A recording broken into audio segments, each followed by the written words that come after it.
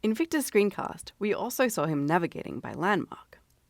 HTML5 introduced some new elements which help us define the semantics of a region of the page rather than of a single interactive element.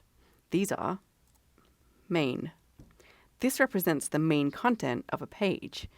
Typically, there should only be one main element, since otherwise it raises the question of which one is really the main. Header. This is either a page banner, like it is here, or else a grouping element for any introductory content at the start of any type of section. Footer. Similarly, a footer may be either a page footer, as it is here, and contain information about the page or site, or maybe a footer to a particular section of a page with extra information about that section. Nav.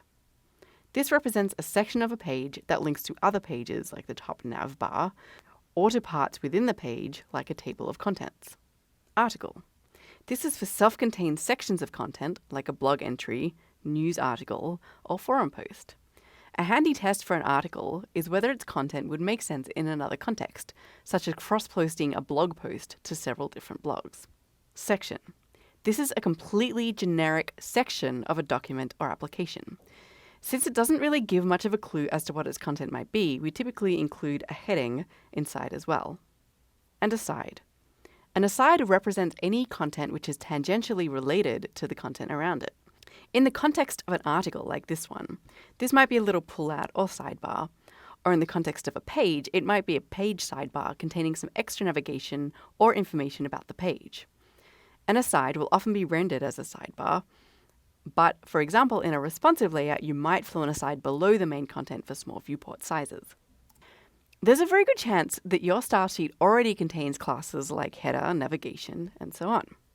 For example, you've got a header section which has a particular color theme and a bottom border to delineate it from the rest of your site.